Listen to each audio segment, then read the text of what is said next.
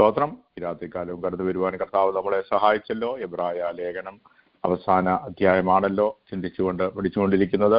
ക്ലാസ്സിനെ ദൈവം ബലപ്പെടുത്തട്ടെ. കർത്താവെ ഞങ്ങളോട് സംസാരിക്കണമേ എന്നുള്ള പ്രാർത്ഥനയോടുകൂടെ നമുക്ക് ഏവർക്കുമായിരിക്കാം. കർത്താവ് എല്ലാവരെയും സഹായിക്കട്ടെ. Thank you. കർത്താവിന്റെ അതിപരിശുദ്ധമായ നാമം വാഴ്ത്തപ്പെടുമാറാകട്ടെ. കഴിഞ്ഞ രാത്രിയിൽ നമ്മൾ ഒരു കാര്യമാണ് ചിന്തിച്ചത്. യേശു ക്രിസ്തു ഇന്നലെയും ഇന്നും എന്നേക്കും അനന്യൻ എന്നുള്ള വിഷയമായിരുന്നു. ഇന്ന് വാസ്തവത്തിന് പൂർവ്വ പാസ്റ്ററിന്റെ ചർച്ചയിലും അല്പസമയം അതിനെക്കുറിച്ച് പറയാനിടയായി. കാരണം അതൊരു വലിയ വിഷയമാണ്.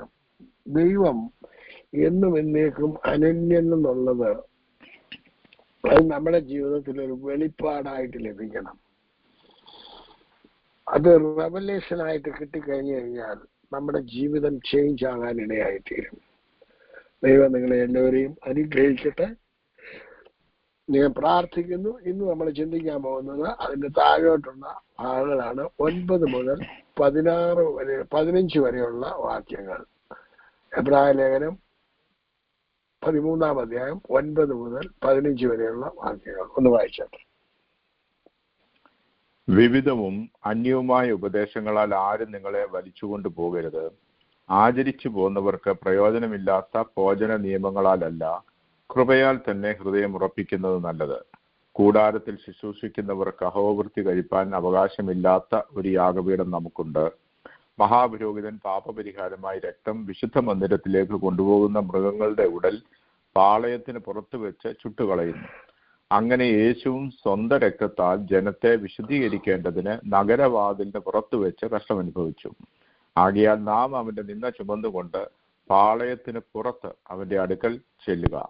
ഇവിടെ നമുക്ക് നിലനിൽക്കുന്ന നഗരമില്ലല്ലോ, വരുവാനുള്ളത് അത്രയും നാം അന്വേഷിക്കുന്നത്. അതുകൊണ്ട് അവൻ മുഖാന്തരം നാം ദൈവത്തിന് അവന്റെ നാമത്തെ ഏറ്റുപറയുന്ന അധരഫലം എന്ന സ്തോത്രയാഗം ഇടവിടാതെ അർപ്പിക്കുക. ഒത്തിരി കാര്യങ്ങളുണ്ട്, എന്നാലും അല്പ കാര്യങ്ങൾ മാത്രം ഇതിനകത്തുനിന്ന് ചിന്തിക്കാം. ഇന്നത്തെ ഈ ചിന്തയില് പ്രത്യേകിച്ച് 9-ാമത്തെ വാക്യം വളരെ ആഴത്തിൽ ചിന്തിക്കേണ്ട ഒരു വിഷയമാണ്. വിവിധവും അന്യവുമായ ഉപദേശങ്ങളാൽ ആരും നിങ്ങളെ വലിച്ചുകൊണ്ട് പോകരുത്. ഇന്ന് ദൈവസഭകളിലായാലും മറ്റുള്ള സാമുദായിക സഭകളിലായാലും എന്ന് പറഞ്ഞു കഴിഞ്ഞാൽ ക്രിസ്തീയ വിഭാഗത്തിൽ വേറെ ഒന്നും നമ്മൾ ചിന്തിക്കേണ്ട. നമ്മൾ വേറെ ഒരു ജാതി മതസ്ഥരുമായിട്ടുള്ള ബന്ധങ്ങളൊന്നുമില്ല. ക്രിസ്തീയ മത വിഭാഗം നമ്മൾ പഠിച്ചു നോക്കിയാൽ ഓരോരുത്തരും അവരവർക്ക് ഇഷ്ടമുള്ള രീതിയിൽ ദൈവവചനത്തെ വലിച്ച് ഇഷ്ടമുള്ള രീതിയിൽ കൊണ്ടു നടക്കുകയാണ്. അതുകൊണ്ടുണ്ടാകുന്ന കുഴപ്പം എന്താണെന്ന് ചോദിച്ചു കഴിഞ്ഞാൽ ദൈവം ആഗ്രഹിക്കുന്ന നിലവാരത്തിലേക്ക് അനേകര് വരുന്നില്ല എന്നുള്ളതാണ്. ദൈവം ആഗ്രഹിക്കുന്ന നിലവാരത്തിൽ അവർക്ക് പ്രവർത്തിക്കാനും പറ്റുന്നില്ല. അവർക്കത് പ്രയോജനമില്ലാത്ത രീതിയിൽ ആയിക്കൊണ്ടിരിക്കുകയാണ്. ഉദാഹരണം കൊലോസി ലേഖനം ഒന്ന് എടുത്താട്ടെ. കൊലോസി ലേഖനം 2-ാം അധ്യായം അതിന്റെ 3-ാമത്തെ വാക്യം ഒന്ന് വായിച്ചേ.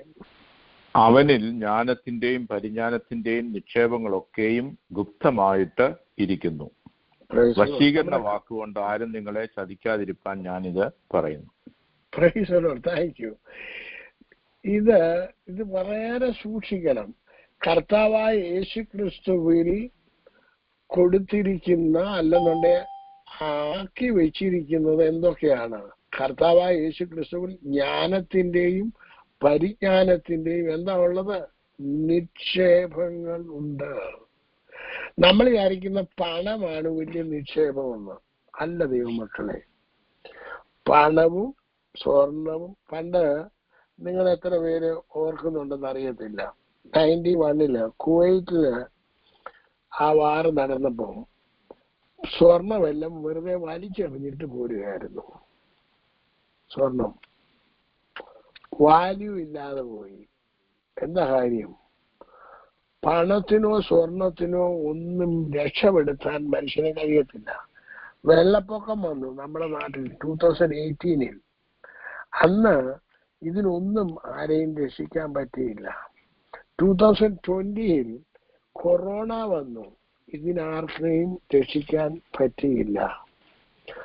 ഒരാൾക്ക് മാത്രമേ പറ്റത്തുള്ളൂ. ദൈവിക ജ്ഞാനവും ദൈവിക പരിജ്ഞാനവും അവനിൽ നിക്ഷിപ്തമായിരിക്കുന്നു. ഇതിന് മാത്രമേ രക്ഷിക്കാൻ നമ്മളെ പറ്റത്തുള്ളൂ. ഇത് നമ്മൾ മനസ്സിലാക്കണം. അതിന്റെ 4-ാമത്തെ വാക്യത്തിൽ കർത്താവിന്റെ ദാസൻ വായിച്ചത് നിങ്ങൾ ശ്രദ്ധിച്ചാട്ടെ. വശീകരണ വാക്കുകൊണ്ട് ആരും നിങ്ങളെ ചതിക്കാതിരിപ്പാൻ ഞാനിത് പറയുന്നു. ഇന്ന് മനുഷ്യൻ വിവിധവും അന്യവുമായ ഉപദേശങ്ങളാൽ അനേകരെ വലിച്ചഴച്ചുകൊണ്ടിരിക്കുകയാണ്. അത് ഒരു വിഭാഗത്തിലല്ല, എല്ലാ വിഭാഗത്തിലും ഉണ്ട്. അതിന് പേരെടുത്ത് പറയേണ്ട കാര്യങ്ങളൊന്നുമില്ല. നമ്മുടെ ക്രിസ്തീയ വിഭാഗത്തെ പറ്റിയാ പറയുന്നത്, അല്ലാതെ വേറെ അന്യജാതി മതസ്ഥരെ പറ്റി ഒന്നും നമുക്ക് ചിന്തിക്കേണ്ട കാര്യങ്ങളൊന്നുമില്ല. ദൈവവചനത്തിന്റെ അടിസ്ഥാനത്തിൽ നിന്ന് പോകേണ്ടവർ അതിനെ വിട്ടകന്ന് അവരവർക്ക് ഇഷ്ടമുള്ള രീതിയിലാക്കിക്കൊണ്ടിരിക്കുകയാണ്. ഇനി നോക്കണം, അതിന്റെ 8-ാമത്തെ വാക്യം വായിച്ചോട്ടെ. തത്വജ്ഞാനവും വെറും വഞ്ചനയും കൊണ്ട് ആരും നിങ്ങളെ കവർന്നു കളയാതിരിപ്പാൻ സൂക്ഷിപ്പീൻ. അത് മനുഷ്യരുടെ സമ്പ്രദായത്തിന് ഒത്തവണ്ണം, ലോകത്തിന്റെ ആദ്യപാഠങ്ങൾക്ക് ഒത്തവണ്ണമല്ലാതെ ക്രിസ്തുവിന് ഒത്തവണ്ണം ഉള്ളതല്ല. ഇത് വിശദീകരിച്ച് പറയേണ്ട കാര്യങ്ങളൊന്നുമില്ല. തത്വജ്ഞാനം വെറും വഞ്ചനയും കൊണ്ട് ആരും നിങ്ങളെ കവർന്നു കളയാതിരിപ്പാൻ സൂക്ഷിപ്പീൻ. ഇതെങ്ങനെയുള്ളതാണെന്നറിയാം? മനുഷ്യരുടെ സമ്പ്രദായത്തിനൊത്തവണ്ണം. ഇപ്പൊ ഓരോരുത്തരും അവരവരുടെ സമ്പ്രദായം നിലനിർത്തുന്നതിന് വേണ്ടിയാണ് കൊണ്ട് നടക്കുന്നത്. നമ്മുടെ കേരളത്തിൽ ഒരു സമ്പ്രദായമുണ്ട്, തമിഴ്നാട്ടിൽ വേറൊരു സമ്പ്രദായമാണെന്നുണ്ടെങ്കിൽ കർണാടകയിൽ വേറൊരു സമ്പ്രദായമാണ്, കേരളത്തിൽ തെക്കൻ തിരുവിതാംകൂറിൽ വേറൊരു സമ്പ്രദായമാണ്, വടക്കൻ തിരുവിതാംകൂറിൽ വേറൊരു സമ്പ്രദായമാണ്. എല്ലായിടത്തും മാറി മാറി സമ്പ്രദായങ്ങളെ പൊക്കിക്കൊണ്ട് നടക്കുന്നവരാണ് കൂടുതലും. മക്കളെ, ദൈവത്തിന് ഒരൊറ്റ കൾച്ചറേ ഉള്ളൂ. അത് ദൈവിക കൾച്ചർ. അത് ബൈബിളിനകത്തുള്ളതാണ്. നമ്മുടെ കൾച്ചറും ഈ ചിലർ പറയും അമേരിക്കൻ കൾച്ചർ കൊണ്ടു നടക്കണം. അമേരിക്കൻ കൾച്ചർ അല്ലെന്നേ, പാശ്ചാത്യ കൾച്ചറുമല്ല, മിഡിൽ ഈസ്റ്റേൺ കൾച്ചറുമല്ല, ഇന്ത്യൻ കൾച്ചറുമല്ല. അപ്പൊ പറയും മോഹൻജദാരോ ഒക്കെ ഉണ്ടായിരുന്നു, ഇന്ത്യയിലെ കൾച്ചർ മനോഹരമായിട്ടുള്ള കൾച്ചറാണെന്ന്. അതൊക്കെ നമുക്ക് പറയാനൊക്കെ കൊള്ളാം. പക്ഷെ ഒന്ന് മാത്രമേ ഉള്ളൂ കൾച്ചറ് ഏറ്റവും മനോഹരമായിട്ടുള്ളത്, കർത്താവായ യേശു ക്രിസ്തു ഈ ഭൂമിയിലേക്ക് കൊണ്ടുവന്ന കൾച്ചർ. ആ ഒരൊറ്റ ഒന്ന് മാത്രമേ ഉള്ളൂ ഏറ്റവും മനോഹരമായിട്ടുള്ളത്. അതാണ് ഏറ്റവും നീതിയായിട്ടുള്ളതും ന്യായമായിട്ടുള്ളതും യാതൊരു വിധമായ മനുഷ്യൻ ആർക്കും ദോഷമില്ലാത്ത ഒരൊറ്റ കൾച്ചർ അത് മാത്രമേ ഉള്ളൂ. അതുകൊണ്ട് ആ സമ്പ്രദായത്തെയാണ് നമ്മൾ കൊണ്ടുപോകേണ്ടത്. വെറും വഞ്ചനയും കൊണ്ട് ലോകത്തിന്റെ ആദ്യപാഠങ്ങൾക്ക് ഒത്തവണ്ണം അല്ലാതെ ക്രിസ്തുവിനൊത്തവണ്ണമുള്ളതല്ല. ഇനിയും 9-ാമത്തെ വാക്യം കർത്താവിനെ ഒന്ന് വായിച്ചാട്ടെ. അവനിലല്ലോ ദൈവത്തിന്റെ സർവസമ്പൂർണതയും ദേഹരൂപമായി വസിക്കുന്നത്. ഇനിയും വളരെ ശ്രദ്ധിക്കണം. ഇത്രയും നേരം നമ്മൾ പറഞ്ഞുകൊണ്ടിരുന്നതെല്ലാം അതിന്റെ 3-ാമത്തെ വാക്യത്തിൽ പറയുന്നു, അവനിൽ ജ്ഞാനത്തിന്റെയും പരിജ്ഞാനത്തിന്റെയും നിക്ഷേപങ്ങളൊക്കെ ഗുപ്തമായിട്ടിരിക്കുന്നു. എന്നിട്ട് പൗലോസ് അപ്പോസ്തലൻ നമ്മളോട് പറയുന്നത് എന്താണെന്ന് വളരെ ശ്രദ്ധിക്കുക. അവനിലല്ലോ, കർത്താവായ യേശുക്രിസ്തുവിലല്ലോ ദൈവത്തിന്റെ സർവ സമ്പൂർണതയും ദേഹരൂപമായി വസിക്കുന്നു. അപ്പം സർവശക്തനായ ദൈവത്തിന്റെ സർവ്വതും ഇപ്പൊ ആരിലാ വസിക്കുന്നത്? യേശു കർത്താവിൽ. അതുകൊണ്ടാണ് നമ്മൾ എബ്രായ ലേഖനം 1-ാം അധ്യായത്തിനകത്ത് വായിച്ചത്, അവൻ ദൈവത്തിന്റെ തേജസ്സിന്റെ പ്രഭയും തത്വത്തിന്റെ മുദ്രയും എന്നൊക്കെ പറഞ്ഞതിന്റെ അതിനർത്ഥം അത് തന്നെ ഉള്ളൂ. എല്ലാം ഒന്ന് തന്നെയാണ്. യേശുവിലാണ് സകലതും നിക്ഷിപ്തമായിരിക്കുന്നത്. സകലത്തിനും അധികാരി അവനാണ്, സകലത്തിന്റെയും ഉടയവൻ അവനാണ്, സകലവും അവൻ മുഖാന്തരമാണുള്ളത്, അവനിലാണ് സകലതും. ഇത്രയും കാര്യം വിശ്വസിക്കാൻ നമുക്ക് സാധിക്കും, ഒരു ബുദ്ധിമുട്ടുമില്ല. അടുത്ത വാക്യമാണ് നമ്മൾ അറിയേണ്ടത്. ഇതാണ് നമ്മൾ പഠിക്കേണ്ടത്. അടുത്ത വാക്യം 10-ാമത്തെ വാക്യം വായിച്ചാൽ എല്ലാ വാഴ്ചയ്ക്കും അധികാരത്തിനും തലയായ അവനിൽ നിങ്ങൾ പരിപൂർണരായിരിക്കുന്നു. അപ്പം ഇതിനകത്തിൽ കടന്നു വന്നിരിക്കുന്ന നൈനാൻ തോമസും അനിത സിസ്റ്ററും ലിറ്റി സിസ്റ്ററും ജോർജ് കുട്ടി ബ്രദറും സുജൻ ബ്രദറും രാജമ്മ സിസ്റ്ററും ആരൊക്കെ ഉണ്ടോ ഇവരെല്ലാവരും കർത്താവിനെ, യേശുവിനെ കർത്താവിൻ രക്ഷിതാവുമായി സ്വീകരിച്ച് സ്നാനപ്പെട്ട് അവനോടൊപ്പം ചേർന്ന് നിന്നാൽ നമ്മളിൽ മുഴുവനും പകർന്നു തന്നിരിക്കുകയാണ്. നമ്മളിലേക്ക് ഇതെങ്ങനെ പകർന്നു തന്നിരിക്കുന്നത് എന്നുള്ളത് നിങ്ങൾക്ക് മനസ്സിലാകാൻ ഈസി വേ ഒന്നേ ഉള്ളൂ. യോഹന്നാന്റെ സുവിശേഷം 14-ാം അധ്യായം എടുത്താണ് 16 മുതൽ 18 വരെയുള്ള വാക്യങ്ങൾ ഒന്ന് വായിച്ചേ. എന്നാൽ ഞാൻ പിതാവിനോട് ചോദിക്കും, അവൻ സത്യത്തിന്റെ ആത്മാവെന്ന മറ്റൊരു കാര്യസ്ഥനെ എന്നേക്കും നിങ്ങളോടുകൂടെ ഇരിക്കേണ്ടതിന് നിങ്ങൾക്ക് തരും. ലോകം അവനെ കാണുകയോ അറിയുകയോ ചെയ്യാകിയാൽ അതിന് അവനെ ലഭിപ്പാൻ കഴിയുകയില്ല. നിങ്ങളോ അവൻ നിങ്ങളോടുകൂടെ വസിക്കുകയും നിങ്ങളിൽ ഇരിക്കുകയും ചെയ്യുന്നത് കൊണ്ട് അവനെ അറിയുന്നു. ഞാൻ നിങ്ങളെ അനാഥരായി വിടുകയില്ല. ഞാൻ നിങ്ങളുടെ അടുക്കൽ കുറഞ്ഞൊന്നു കഴിഞ്ഞാൽ ലോകം എന്നെ കാണുകയില്ല, നിങ്ങളോ എന്നെ കാണും. ഞാൻ ജീവിക്കുന്നത് കൊണ്ട് നിങ്ങളും ജീവിക്കും. ഞാൻ എൻ്റെ പിതാവിലും നിങ്ങൾ എന്നിലും ഞാൻ നിങ്ങളിലും എന്ന് നിങ്ങൾ അന്ന് അറിയും. അപ്പം നമ്മളിൽ വസിക്കുന്നത് പിതാവ്, പുത്രൻ, പരിശുദ്ധാത്മാവ്. കർത്താവായ യേശു ക്രിസ്തുവിൽ ദൈവത്തിന്റെ സർവ സമ്പൂർണതയും വസിക്കുന്നു. കർത്താവായ യേശു ക്രിസ്തുവിൽ നമ്മളെല്ലാവരും പരിപൂർണരായിരിക്കുന്നു. എങ്ങനെയാ നമ്മളെ പരിപൂർണതയിലേക്ക് കൊണ്ടുവന്നത്? പിതാവും പുത്രനും പരിശുദ്ധാത്മാവും നമ്മുടെ ഉള്ളിലേക്ക് വന്ന് നമ്മുടെ ഉള്ളിലാണ് വാസം ചെയ്യുന്നത്. സ്വർഗത്തിൽ അടങ്ങാത്തവൻ, സർവഭൂമിയിലും അടങ്ങാത്തവൻ എന്റെയും നിന്റെയും ഈ കൊച്ചു ശരീരത്തിലേക്ക് വന്ന് അതിനകത്തിൽ വന്നിരിക്കാൻ പ്രസാദം തോന്നി. അപ്പൊ മുഴുവൻ സ്വർഗത്തിലെ സർവസമ്പൂർണത ഇപ്പൊ ആരുടെ വസിക്കുന്നത്? ആര് കർത്താവിന്റെ രക്ഷിതാവുമായി സ്വീകരിച്ച് സ്നാനപ്പെട്ട് കർത്താവിനോടൊപ്പം നടക്കുന്നവരുടെ ഉള്ളിൽ, എല്ലാവരിലും ആണെന്നല്ല പറഞ്ഞതിന്റെ അർത്ഥം. അപ്പം നമ്മളിലേക്കെല്ലാം പകരുകയാണ്. അതുകൊണ്ടാണ് എബ്രായ ലേഖനകർത്താവ് ഇവിടെ പറഞ്ഞിരിക്കുന്നത്, വിവിധവും അന്യമായ ഉപദേശങ്ങളാൽ ആരും നിങ്ങളെ വലിച്ചു കൊണ്ടുപോകരുത്. ആചരിച്ചു പോകുന്ന പ്രയോജനമില്ലാത്ത ഭോജന നിയമങ്ങളിലല്ല, കൃപയാൽ തന്നെ ഹൃദയം ഉറപ്പാക്കുന്നത് നല്ലത്. എബ്രായ ലേഖനം 13:9 ഞാനിപ്പോ വായിച്ചത്. കൃപയാൽ നമ്മുടെ ഹൃദയം ഉറപ്പാക്കണം. അപ്പം എന്നിലേക്ക് സർവശക്തനായ ദൈവം എന്റെ ഉള്ളിൽ വസിക്കുവാൻ പ്രസാദം തോന്നി. അതുകൊണ്ടാണ് യേശു പറഞ്ഞത്, ഞാൻ വാതിൽക്കൽ നിന്ന് മുട്ടുന്നു. ആരെങ്കിലും വാതിൽ തുറന്നാൽ ഞാൻ അവൻ എന്നോടുകൂടെ എന്ന് കഴിക്കാം, താഴം കഴിക്കും എന്ന് പറഞ്ഞതുപോലെ, എന്ന് എഴുതിയിരിക്കുന്നത് പോലെ നമ്മളിലേക്ക് വരാൻ കർത്താവ് ആഗ്രഹിക്കുന്നു. അതിന് വാതിൽ തുറന്നു കൊടുക്കുന്നവർക്ക് മാത്രമേ ലഭിക്കത്തുള്ളൂ. അങ്ങനെ വാതിൽ തുറന്നു കൊടുത്തവരാണ് ചിലരൊക്കെ, എല്ലാവരും അല്ലതാനും. ഇനി അടുത്തത്, ഇനി 10-ാമത്തെ വാക്യം എബ്രായ ലേഖനത്തിനകത്ത്, കൂടാരത്തിൽ ശുശ്രൂഷിക്കുന്നവർക്ക് അഹോവൃത്തി കഴിപ്പാൻ അവകാശമില്ലാത്ത ഒരു യാഗപീഠം നമുക്കുണ്ട് എന്ന് പറഞ്ഞു കഴിഞ്ഞാൽ, കൂടാരത്തിൽ ശുശ്രൂഷിക്കുന്നവർക്ക്, നമ്മൾ കൂടാരത്തിലല്ല ശുശ്രൂഷിക്കുന്നത്, അത് പ്രത്യേകം ഓർത്തു വേണം.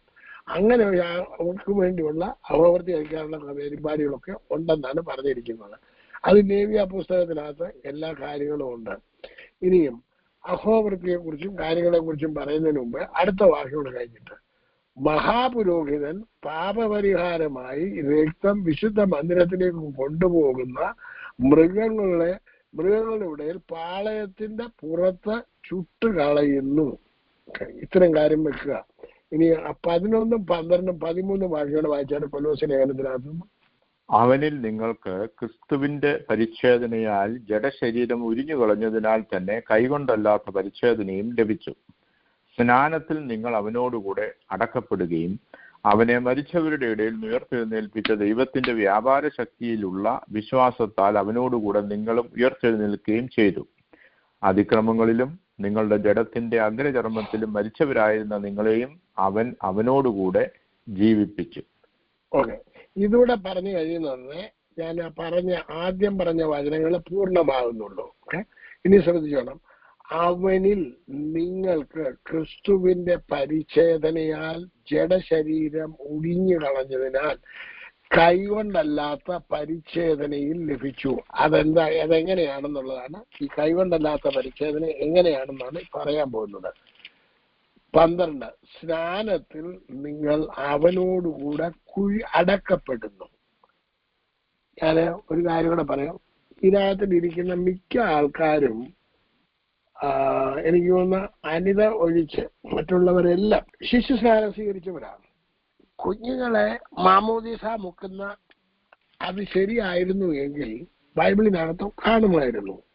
എന്നാൽ അവനോടുകൂടെ കുഴിച്ചിടുക, അടക്കപ്പെടുക എന്ന് പറയുന്നതാണ് സ്നാനം എന്ന് പറയുന്നത്. എന്ന് പറഞ്ഞാൽ വെള്ളത്തിൽ കംപ്ലീറ്റ് ആയിട്ട് മുക്കുക. അത് മുങ്ങണമെന്നുണ്ടെങ്കിൽ അത് ദൈവത്തെ യേശുവിനെ കർത്താവും രക്ഷിതാവുമായി സ്വീകരിച്ചവരെ, മരിച്ചവരെയാണ് അടക്കുന്നത്. മരിക്കാത്തവരെ അടക്കാൻ പറ്റത്തില്ല. പാപത്തിൽ മരിച്ചവരെയാണ് അടക്കുന്നത്. അതെന്തിനാണ് ഞാനിപ്പോ ആര് ചെയ്യുന്നതെന്ന് പറഞ്ഞു കഴിഞ്ഞാൽ, അങ്ങനെയുള്ളവരിലേക്കാണ് പിതാവ്, പുത്ര, പരിശുദ്ധാത്മാവ് വന്ന് വസിക്കുന്നത്. അങ്ങനെയുള്ളവരിലേക്കാണ് ഈ അഹോവൃത്തി കഴിപ്പാൻ അവകാശമില്ലാത്ത ഒരു യാഗപീഠം നമുക്കുണ്ട് എന്ന് പറഞ്ഞിരിക്കുന്നത്. എന്ന് പറഞ്ഞു കഴിഞ്ഞാൽ നമ്മുടെ യാഗപീഠം എന്ന് പറയുന്നത് സ്വർഗത്തിലെ കാര്യമാണ്. ഭൂമിയിലായിരുന്നുണ്ടെങ്കിൽ അവർക്കൊരു യാഗപീഠമുണ്ട്. അവർക്ക് അഹോവൃത്തി കഴിക്കുന്നതിന് വേണ്ടി എല്ലാ പ്രോഗ്രാമുകളും ചെയ്തിട്ടുണ്ട്. അങ്ങനെയുള്ള യാഗപീഠമല്ല നമുക്കുള്ളത്. നമുക്ക് സ്വർഗത്തിലെ യാഗപീഠമാണ്. അത് 8-ാം അധ്യായം നിങ്ങൾ കാണിച്ചു തന്നതാണ്. സ്നാനത്തിൽ അവനോടുകൂടെ അടക്കപ്പെടുകയും മരിച്ചവരുടെ ഇടയിൽ നിന്ന് ഉയർത്തെഴുന്നേൽപ്പിച്ച ദൈവത്തിന്റെ വ്യാപാര ശക്തിയുള്ള വിശ്വാസത്താൽ അവനോടുകൂടെ നിങ്ങളും ഉയർത്തെഴുന്നേൽക്കുകയും ചെയ്തു. അപ്പോ അതുകൂടെ കർത്താനാഥന റോമാലേഖനം 6-ാം അധ്യായത്തിലൊന്ന് വായിച്ചു. എന്നാലേ അത് പറയുന്നുണ്ട് അത് ശരിയാകത്തുള്ളൂ. ഇതിനകത്തൊന്ന് പറഞ്ഞാൽ അത് അത്രയും കൊണ്ട് ക്ലിയർ ആകുന്നില്ല. എന്റെ ഹൃദയത്തിൽ ഇത് ക്ലിയർ ആയി വരുന്നില്ല. അതിന്റെ 1 മുതൽ 4-5 വരെയുള്ള വാക്യം വായിച്ചിട്ട്. ആകയാൽ നാം എന്ത് പറയേണ്ടു? കൃപ പെരുകേണ്ടതിന് പാപം ചെയ്തുകൊണ്ടിരിക്കുന്നോ? ഒരു നാളും അരുത്. പാപസംബന്ധമായി മരിച്ചവരായ നാം ഇനി അതിൽ ജീവിക്കുന്നത് എങ്ങനെ? അല്ല, യേശുക്രിസ്തുവിനോട് ചേരുവാൻ സ്നാനമേറ്റവരായ നാം എല്ലാവരും അവന്റെ മരണത്തിൽ പങ്കാളികളാകുവാൻ സ്നാനമേറ്റിരിക്കുന്നു എന്ന് നിങ്ങൾ അറിയുന്നില്ലയോ? അങ്ങനെ നാം അവന്റെ മരണത്തിൽ പങ്കാളികളായി തീർന്ന സ്നാനത്താൽ അവനോടുകൂടെ കുഴിച്ചിടപ്പെട്ടു. ക്രിസ്തു മരിച്ചിട്ട് പിതാവിന്റെ മഹിമയാൽ ജീവിച്ചെഴുന്നേറ്റതുപോലെ നാമും ജീവന്റെ പുതുക്കത്തിൽ നടക്കേണ്ടതിന് തന്നെ അവന്റെ മരണത്തിന്റെ സാദൃശ്യത്തോട് നാം ഏകീഭവിച്ചവരായെങ്കിൽ പുനരുത്ഥാനത്തിന്റെ സാദൃശ്യത്തോടും ഏകീഭവിക്കും. അത് ഇവിടെയാണ് വിശദീകരിച്ച് പറഞ്ഞിരിക്കുന്നത്. ഇപ്പം ഇതിനകത്തിൽ കൊലോസ്യർ അത് 2 വാക്യത്തിലും പറഞ്ഞിരിക്കുന്ന കാര്യങ്ങള് ഇവിടെയാണ് വിശദീകരിക്കുന്നത്. പാപസംബന്ധമായി ആയാൽ എന്ത് പറയുന്നു? കൃപ പെരുകേണ്ടതിന് പാപം ചെയ്തുകൊണ്ടിരിക്കുകയെന്നോ ഒരു നാളും അരുത്. പാപസംബന്ധമായി മരിച്ചവരായ നാം ഇനിയും അതിൽ ജീവിക്കുന്നത് എങ്ങനെ? അതിന്റെ അർത്ഥം ഇത്രയേ ഉള്ളൂ. യേശുവിനെ എന്ന് നാം കർത്താവും രക്ഷിതാവുമായി സ്വീകരിക്കുന്നു, അല്ലെന്നുണ്ടെങ്കിൽ രാജാവായി അംഗീകരിക്കുന്നുവോ? അത് കർത്താവ് 2 സ്ഥലത്ത് പറഞ്ഞിട്ടുണ്ട്. ഒരു മനുഷ്യൻ പരദേശത്തേക്ക് പോയി രാജ്യത്വം പ്രാപിച്ച് മടങ്ങി വരേണ്ടതിന്. അങ്ങനെ രാജാവായിട്ട് അംഗീകരിക്കാൻ മനസ്സില്ലാത്തവര് പറഞ്ഞു വിടുന്നുണ്ട്, അവൻ ഞങ്ങൾക്ക് രാജാവായിരിക്കുന്നത് സമ്മതമല്ല എന്ന് പറഞ്ഞവരെ എന്റെ അടുക്കൽ കൊണ്ടുവന്ന് കൊന്നുകളവീനെന്ന് പറയുന്നുണ്ട് കർത്താവ് ലൂക്കോസിന്റെ സുവിശേഷത്തിൽ. അപ്പോ അവനെ രാജാവായിട്ട് അംഗീകരിക്കുന്നവരാണ് നമ്മുടെ പാപസംബന്ധമായ മരണം നടക്കുന്നത്. പിന്നെ നമ്മൾ പാപികളല്ല, പിന്നെ അവരുടെ പാപത്തിൽ നിന്ന് മരിച്ചു എന്ന് പറഞ്ഞു കഴിഞ്ഞാൽ, പാപികൾ എന്നുള്ള വേർഡിന്റെ അർത്ഥം ഞാൻ പറഞ്ഞുതരാം വേറെ രീതിയിൽ. ശ്രദ്ധിച്ചോണം. ഒരു മനുഷ്യൻ, ഒരു കുറ്റവാളി കുറ്റം ചെയ്ത് ജയിലിൽ കിടക്കുന്നുണ്ട്, അവനെ ജയിൽ പുള്ളി എന്നാണ് വിളിക്കുന്നത്. എന്നാൽ അവന്റെ ശിക്ഷ കഴിഞ്ഞ് പുറത്തു വരുവോ, ജയിലിൽ നിന്ന് പുറത്തു വന്നു കഴിഞ്ഞാലോ അവനെ ജയിൽ പുള്ളി എന്നല്ല വിളിക്കുന്നു. അവൻ സ്വാതന്ത്ര്യം പ്രാപിച്ചവനാണ്. അവനെ ഒരിക്കലും ജയിൽ പുള്ളി എന്ന് പിന്നെ വിളിക്കാൻ പറ്റത്തില്ല. പ്രിസണർ എന്ന് വിളിക്കാൻ പറ്റത്തില്ല. അപ്പം പാപി എന്ന് പറയുന്നത് പാപത്തിൽ കിടക്കുമ്പോഴാണ്. പാപത്തിൽ മരിച്ചു കഴിഞ്ഞതോടുകൂടി അവൻ പാപിയല്ല, ഇപ്പം അവൻ പാപത്തിന് സ്വതന്ത്രനായി തീർന്നു, ക്രിസ്തുവിലായി തീർന്നു.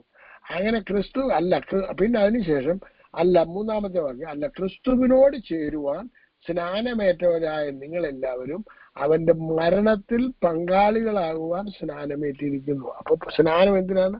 മരണത്തിൽ പങ്കാളികളാണ്. അതാണ് 12ാമത്തെ വാക്യത്തിൽ കൊലോസ്യർ സ്നാനത്തിൽ അവനോടുകൂടെ അടക്കപ്പെടുകയും മരിച്ചവരുടെ ഇടയിൽ നിന്ന് ഉയർത്തെഴുന്നേൽപ്പിച്ച ദൈവത്തിന്റെ വ്യാപാര ശക്തിയുള്ള വിശ്വാസത്താൽ അവനോടുകൂടെ നിങ്ങളും ഉയർത്തെഴുന്നേൽക്കുകയും ചെയ്തു എന്ന് പറഞ്ഞത് ഇവിടെയാണ് പറഞ്ഞിരിക്കുന്നത്. അങ്ങനെ നാം അവന്റെ മരണത്തിൽ പങ്കാളികളായി തീർന്ന സ്നാനത്താൽ അവനോടുകൂടെ കുഴിച്ചിടപ്പെടുകയും ക്രിസ്തു മരിച്ചിട്ട് പിതാവിന്റെ മഹിമയാൽ ജീവിച്ചെഴുന്നേറ്റതുപോലെ നാമും ജീവന്റെ പുതുക്കത്തിൽ നടക്കേണ്ടതിന് തന്നെ അവന്റെ മരണത്തിന്റെ സാദൃശ്യത്തോടെ ഏകീഭവിച്ചവരായെങ്കിൽ പുനരുത്ഥാനത്തിന്റെ സാദൃശ്യത്തോടും ഏകീഭവിക്കും. അല്ലെങ്കിൽ നമ്മള് പുനരുത്ഥാനത്തിൽ അവന്റെ സാദൃശ്യത്തോട് ഏകീഭവിക്കാൻ പറ്റത്തില്ല. അതുകൊണ്ട് നമ്മള് വളരെ സൂക്ഷിക്കണം. ഇത് സ്നാനവും ഈ ശുശ്രൂഷയും എല്ലാം നമുക്ക് അനിവാര്യമാണ്, അത്യാവശ്യമാണ്. ഓക്കെ, ഇനിയും പ്രത്യേകം ശ്രദ്ധിച്ചോണം. ഇനി നമ്മൾ കൊലോസ്യ ലേഖനത്തിനകത്ത് ഞാൻ മാറിയിട്ട് കൊരിന്ത്യർ ലേഖനത്തിലേക്ക് വരാൻ പോവാണ്. കൊലോസ്യ ലേഖനം 2:13 അതിക്രമങ്ങളാലും നിങ്ങളുടെ ജഡത്തിന്റെ അഗ്രചർമ്മത്താലും മരിച്ചവരായിരുന്ന നിങ്ങളും അവൻ ജവനോടുകൂടെ ജീവിപ്പിച്ചു. മരിച്ചു കിടന്ന നമ്മളെ യേശുവിനോടുകൂടെ ജീവിച്ചെഴുന്നേറ്റ് നടക്കുന്നവരാണ്. 1 കൊരിന്ത്യർ 10-16 മുതൽ 18 വരെയുള്ള വാക്യങ്ങൾ വായിച്ചാട്ട്. നാം അനുഗ്രഹിക്കുന്ന അനുഗ്രഹപാത്രം ക്രിസ്തുവിന്റെ രക്തത്തിന്റെ കൂട്ടായ്മയല്ലയോ? നാം നുറുക്കുന്ന അപ്പം ക്രിസ്തുവിന്റെ ശരീരത്തിന്റെ കൂട്ടായ്മയല്ലയോ? അപ്പം ഒന്നാകുകൊണ്ട് പലരായ നാം ഒരു ശരീരമാകുന്നു. നാം എല്ലാവരും ആ ഒരേ അപ്പത്തിൽ അംശികളാകുന്നുവല്ലോ. ജഡപ്രകാരമുള്ള ഇസ്രായേലിനെ നോക്കുവീൻ. യാഗങ്ങൾ ഭുജിക്കുന്നവർ യാഗപീഠത്തിന്റെ കൂട്ടാളികളല്ലയോ? അപ്പൊ കുരുള്ള ഭാഷയിൽ പ്രസംഗിച്ചുകൊടുത്ത ഒരു കാര്യം പറഞ്ഞു. സസ്യബുക്ക് എന്ന് പറയുന്നുണ്ട്. നമ്മൾ നോക്കണം, നമ്മള് വെജിറ്റബിൾ കൃഷി ചെയ്യുന്നുണ്ട്, എല്ലുപൊടി ഇടാറുണ്ട്. പിന്നെ അതുപോലെ തന്നെ ഏതെങ്കിലും മൃഗങ്ങളൊക്കെ ചത്തു കഴിഞ്ഞ് കഴിഞ്ഞാൽ കൃഷി സ്ഥലത്തോ അല്ലെന്നുണ്ടെങ്കിൽ ഏതെങ്കിലും മരത്തിന്റെ ചുവട്ടിലോ വല്ലതും കുഴിച്ചിടുന്നത്. അപ്പം ഇതിന്റെ ആ ശരീരത്തിൽ നിന്ന് ഇറങ്ങുന്ന ഇതെല്ലാം അല്ലെന്നുണ്ടെങ്കിൽ ഏത് മനുഷ്യന്റെ ശരീരമായാലും മൃഗങ്ങളുടെ ശരീരമായാലും ആ ശവശരീരങ്ങളെല്ലാം കുഴിച്ചിടുന്നത് മണ്ണിലേക്കാണ്.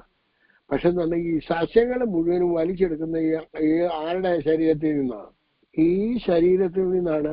ഇതിനകത്തുനിന്നാണ് ആ വെജിറ്റബിൾ എല്ലാം വലിച്ചെടുക്കുന്നത്, ഈ മാംസമാണ് വലിച്ചെടുക്കുന്നത്. അപ്പൊ ഏതാ വെജിറ്റബിൾ? അപ്പം വെജിറ്റേറിയൻ പറയുന്നുണ്ടെന്നുണ്ടെങ്കിലും അതിനകത്ത് എല്ലാം അടങ്ങിയിട്ടുണ്ട്. മാംസങ്ങളും അതിന്റെ കാര്യങ്ങളും എല്ലാം അടങ്ങിയിട്ടുണ്ട് എന്ന് ഇന്ന് കുരുവിള പാസ്റ്റർ പറഞ്ഞ മാതിരി സെയിം തിങ് ഞാനിവിടെ പറഞ്ഞിരിക്കുന്നത്. ജഡപ്രകാരമുള്ള ഇസ്രായേലിനെ നോക്കുവിൻ.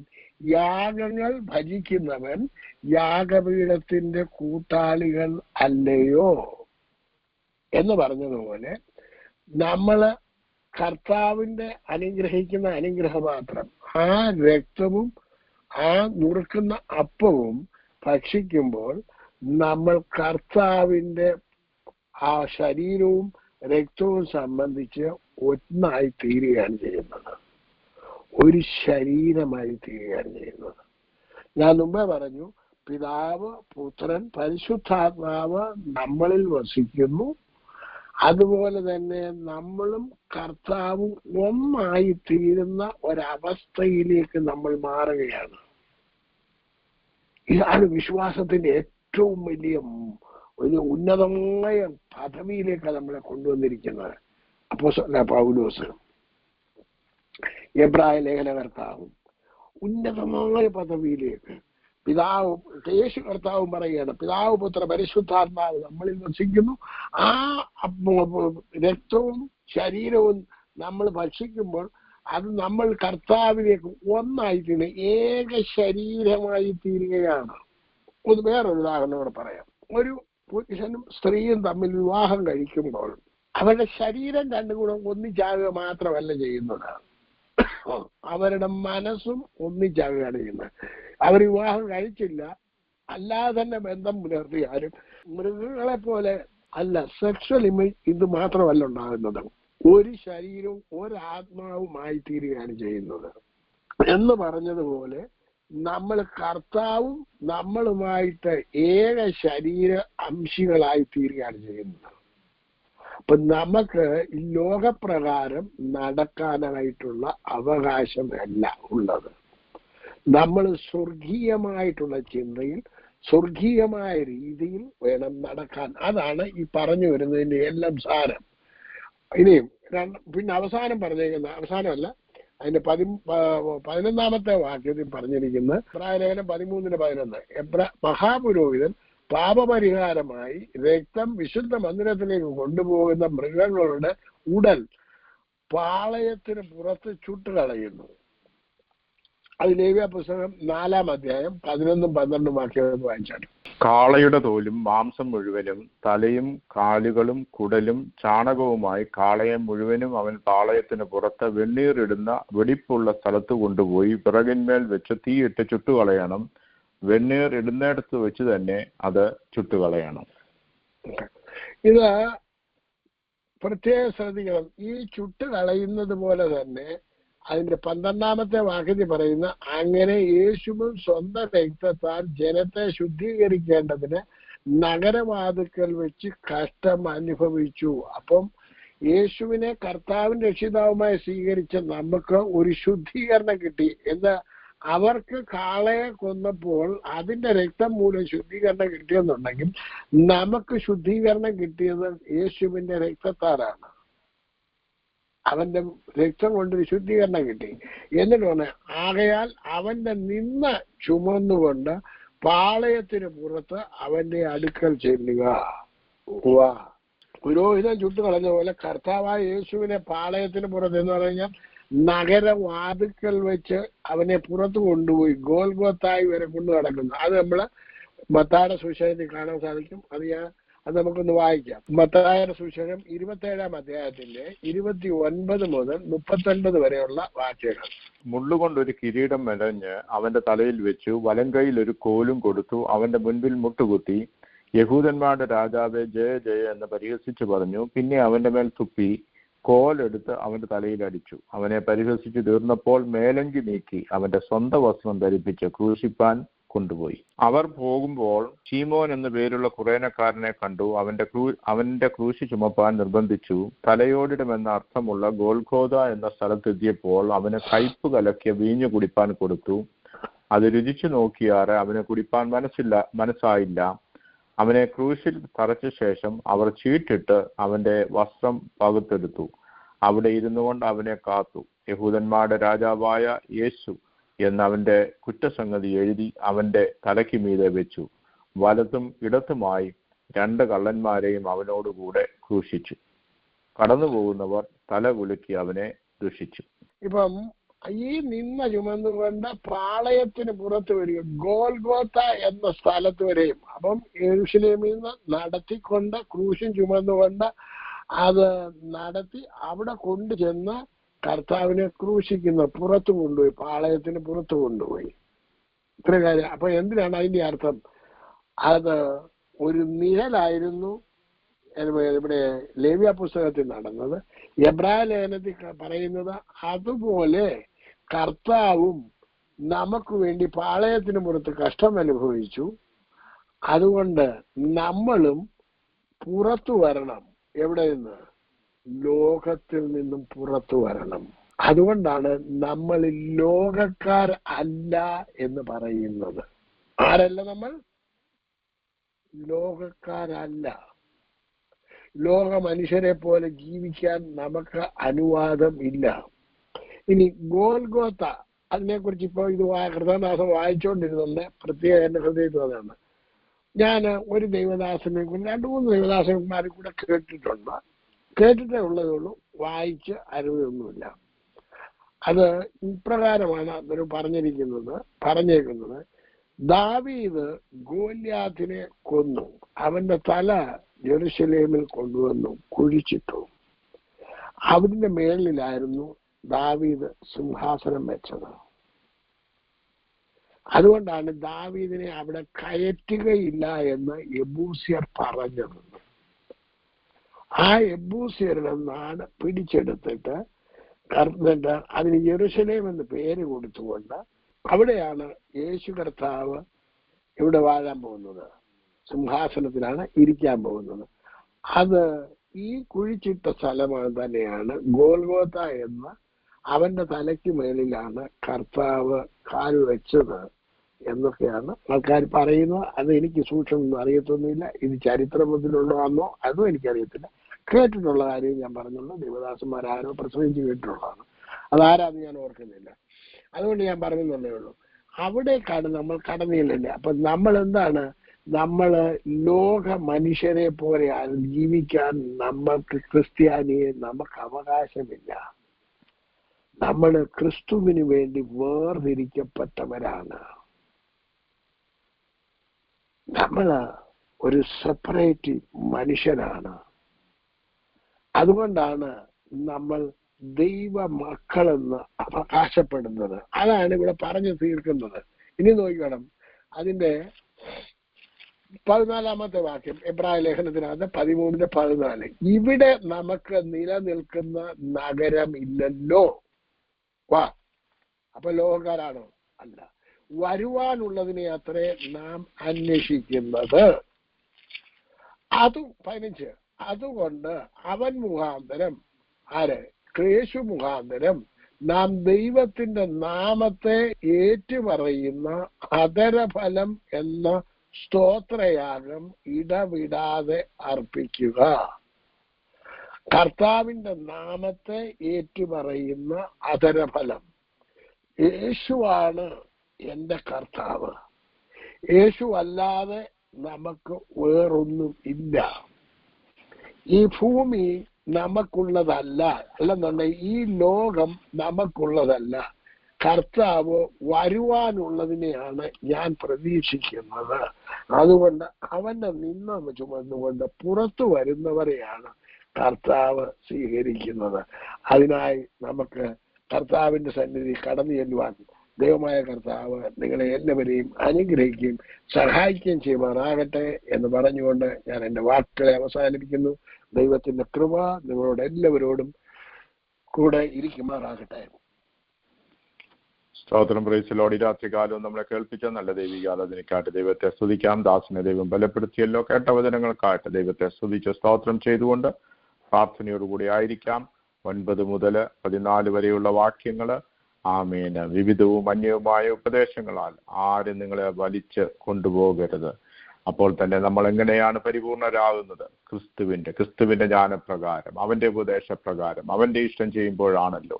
കാര്യങ്ങളൊക്കെ നമ്മളെ കേൾപ്പിച്ചല്ലോ. എങ്ങനെയാണ് ഒരു വ്യക്തി രക്ഷയിലേക്ക് വരുന്നത്, അതിനുശേഷം അവൻ ചെയ്യേണ്ട കാര്യങ്ങൾ, രക്ഷിക്കപ്പെടണം, സ്നാനപ്പെടണം, പരിശുദ്ധാത്മ സ്നാനം പ്രാപിക്കണം, കർത്താവിന്റെ ഇഷ്ടം ചെയ്തുകൊണ്ട് ജീവിക്കണം, പ്രവർത്തിക്കണം. അങ്ങനെയാണല്ലോ ദൈവരാജ്യത്തിൽ കടക്കുന്നത്. എന്നോട് കർത്താവേ കർത്താവേ എന്ന് പറയുന്ന ഏവനുമല്ല, എന്റെ ഇഷ്ടം ചെയ്യുന്നവനത്രേ സ്വർഗരാജ്യത്തിൽ കടക്കുന്നത്. സ്തോത്രം. ആഴമേറിയ ആമേൻ വചനങ്ങള് ആമേൻ 11, 12, 13 അധ്യായങ്ങള് വലിയൊരു സാക്ഷികളുടെ ഒരു വലിയ കൂട്ടത്തെ നമ്മുടെ മുന്നിൽ കാണിച്ചതിന് ശേഷം ലേഖകൻ നമ്മൾ ഇനി ആ വിശ്വാസത്തിൽ എങ്ങനെ നമ്മുടെ വിശ്വാസ ജീവിതം നയിക്കണം, ആ ഓട്ടം നമ്മൾ ഓടണം എന്നൊക്കെ 12-ാം അധ്യായത്തിൽ തുടങ്ങി കാണിച്ച് അതിന്റെ കണ്ടിന്യൂവേഷൻ ആണല്ലോ എങ്ങനെ നമ്മൾ കർത്താവിൻ നിലനിൽക്കണം, പരിപൂർണരാകണം എന്നൊക്കെയാണല്ലോ പറഞ്ഞ് വരുന്നത്. സ്തോത്രം. ഈ വചനങ്ങളൊക്കെ നമ്മുടെ ക്രിസ്തീയ ജീവിതത്തിൽ നമ്മുടെ ലക്ഷ്യസ്ഥാനത്ത് എത്തുവാനായിട്ട് നമ്മളെ എല്ലാവരെയും സഹായിക്കട്ടെ, ശക്തീകരിക്കട്ടെ, ബലപ്പെടുത്തട്ടെ. വചനങ്ങളാൽ കർത്താവ് എല്ലാവരെയും സഹായിക്കട്ടെ എന്ന് പ്രാർത്ഥിക്കുന്നു. സ്തോത്രം.